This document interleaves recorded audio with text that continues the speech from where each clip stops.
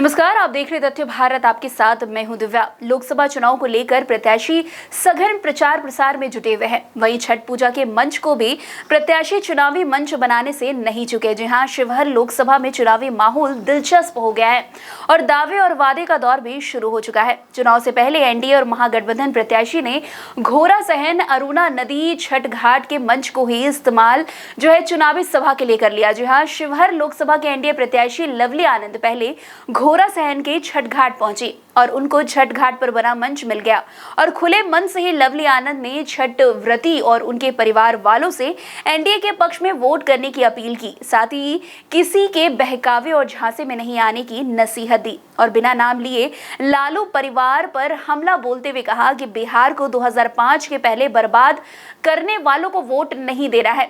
वहीं लवली आनंद के जाने के बाद ही महागठबंधन प्रत्याशी रितु जायसवाल भी उसी मंच पर पहुंची और महागठबंधन को वोट देने की अपील छठ व्रती से कर डाली और कहा कि इस बार ईवीएम में तीर और लालटेन के बीच लड़ाई है और सभी लोग अपने अंतरात्मा की आवाज सुने और वोट कीजिएगा, क्योंकि दो लोगों में आप लोग का एक चुनाव करना है।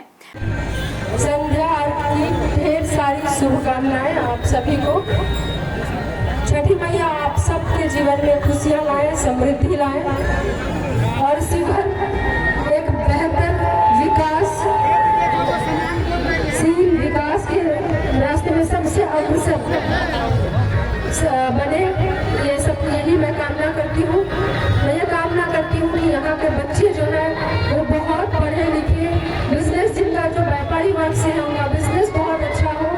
मतलब तमाम तरह की चीज़ें जो आपके ज़िंदगी को खुशहाल रख सकती हैं, आप एक अच्छी ज़िंदगी को जी सकते हैं।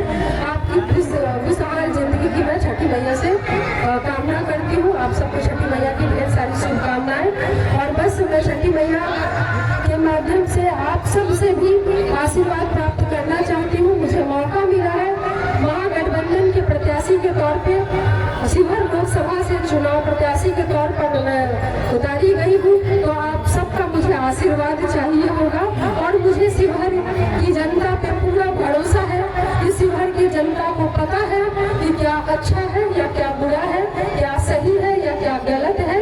तो मैं सब कुछ शिवहर की जनता पे छोड़ती हूँ।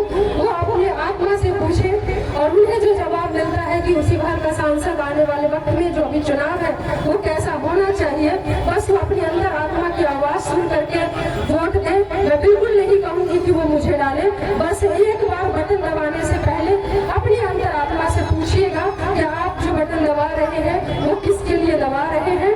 यहाँ पे दो लोग हैं, इस बार कहीं भी ईवीएम में फूल नहीं मिलेगा, तीर मिलेगा और लालटेन मिलेगा। तो बस मैं ये चाहूंगी कि दो में से आपको चुनना है कि कौन बेहतर है। मान लिया कि आपको 3 मिठाइयाँ पसंद है, एक गुलाब जामुन, एक क्रीम चॉप, एक छेना पाइस।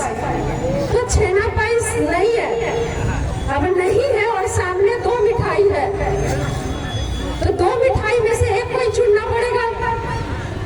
तीसरा जो नहीं है उसके लिए आप छोड़ तो नहीं सकते ना कि नहीं हम खाएंगे ही नहीं। तो नोटा कभी भी कोई ऑप्शन नहीं हो सकता है। जब भी चुनाव कीजिए अच्छे और बुरे के बीच में कीजिए, ताकि एक सही चुनाव हो सके कि बेहतर कौन है, बस वो चुनाव के लिए। मैं इस छठ के अवसर पे कोई वोट मांगने नहीं आई हूँ, बस मैं आपकी खुशहाली की और बेहतर शिवहर के विकास की कामना करने के लिए आई हूँ। बहुत बहुत धन्यवाद आप सभी का और मुझे बुलाने के लिए आप सभी ऑर्गेनाइजिंग कमेटी का, जो भी यहाँ पे लाल बाबू पासवान जी, राजेश कुशवाहा जी, विक्की कुमार सिंह जी, राजेश जी और लाल बाबू पासवान जी आ गए। तो मैं आप सबको, सभी कमेटी को बहुत धन्यवाद देती हूँ। मैं ये मानती हूँ कि ये कोई पॉलिटिकल मंच नहीं है, इसलिए मैं बस आशीर्वाद चाहती हूँ। मैं यहीं की बेटी हूँ, यहीं की बहू हूँ। सीतामढ़ी और शिवहर अलग नहीं है, शिवहर सीतामढ़ी से ही निकला हुआ है, तो मैं कोई बाहर से आई हुई नहीं हूँ। मैं आपकी ही बेटी और आपकी ही बहन हूँ और आपका मुझे आशीर्वाद चाहिए। बेटी बहू की कोई जात होती है क्या? आप डॉक्टर का चुनाव करने जाते हैं, अच्छा डॉक्टर के पास आप जात नहीं देखते हैं, आप देखते हैं कि बढ़िया डॉक्टर कौन है, कौन इलाज करेगा। हम आपको विश्वास दिलाते हैं, हम बीमार क्षेत्र के अच्छी चिकित्सक बनकर के दिखाऊंगी, एक अच्छा डॉक्टर बनकर के दिखाऊंगी। वकील का चुनाव करने वो जात पात नहीं देखते हैं। आप बढ़िया वकील देखते हैं कि क्या बढ़िया से बहस कौन करेगा, केस कौन जीतेगा।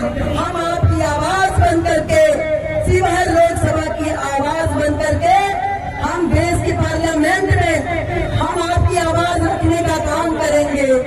हम आपके लिए जो भी है विकास का मुद्दा जो अधूरा पड़ा है उसको लाने में सफल होंगे। एक बार हम पर विश्वास करिए, एक बार मेरे सर पे आशीर्वाद दीजिए, एक बार आप लोग भरोसा करिए। मैं कोई बाहर की नहीं हूँ, जो बाहर के कहते हैं उनको कहिए हमारे प्रधानमंत्री जी अगर वहाँ से है तो कहीं से जीती से पहले भी सब लोग सब जगह से जीत सकता है। संविधान में कहीं भी ऐसा नहीं है कि जो जहाँ से है, और 30 साल का संबंध कोई छोटा संबंध नहीं होता है। आप लोग देखिए ना, इसलिए कोई भी घर में रखने की जरूरत नहीं है। दूसरे तरफ कौन लोग हैं कहने की जरूरत नहीं है। जो लोग 2005 से बिहार को बर्बाद कर दिया, बिहारी शब्द गाली बन गया, उनको वोट कभी मत दीजिए। आप ऐसे सरकार को दीजिए जो बिहार में और देश में प्रधानमंत्री जी को भरे। तो प्रधानमंत्री जी का नारा है अब की बार 4 साल, अब की बार 4 साल।